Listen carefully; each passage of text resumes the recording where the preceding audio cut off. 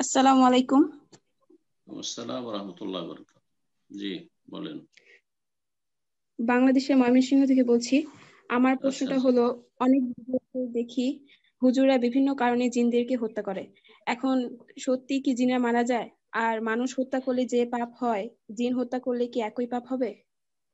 হুম হুম যে জিন হত্যা করা, কিছু কবিরাজ আছে যারা জিন হত্যা করার দাবি করে। আমরা তো দেখতে পাই না বা আপনারা দেখতে পান না, কারণ ওদের কথায় বিশ্বাস করা হয় হত্যা করা সম্ভব হতে পারে। কিভাবে হত্যা করে? তারা জিনকে দিয়ে জিনকে হত্যা করে, তারা নিজেরা হত্যা করতে সক্ষম নয়।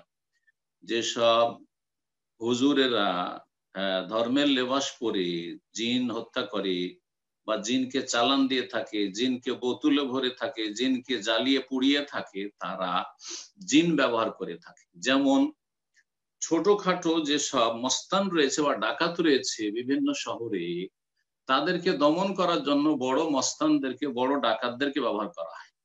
ছোট সন্ত্রাসীকে দমন করা হয় বড় সন্ত্রাসী দিয়ে মানুষের মধ্যে। ঠিক তেমনি জিনদের মধ্যে যারা বেশি শক্তিশালী জিন, বেশি সন্ত্রাসী জিন, তাদেরকে দিয়ে যারা কমজোর জিন তাদেরকে দমন করে নেওয়া হয় বা তাদেরকে খুন করা হয়।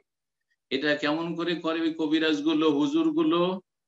তারা শিরকি কুফরি কর্মকাণ্ড মন্ত্রতন্ত্র করে জিনের সাহায্য চেয়ে জিন বশে করা, সেটাকে বলে আমরা জিন বশে করেছি, জিন ব্যবহার করে থাকি।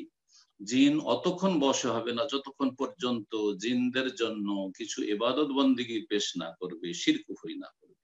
সুতরাং এই শিরকি কুফরি রাস্তা থেকে সাবধান, এবং যে সব কথিত হুজুররা এসব কাজ করে তাদের অনিষ্ট থেকে, এবং তাদের যে তারা ঈমান কেড়ে নিচ্ছে জনগণের, তাদের এই সব গুমরাহি থেকে সাবধান থাকবে।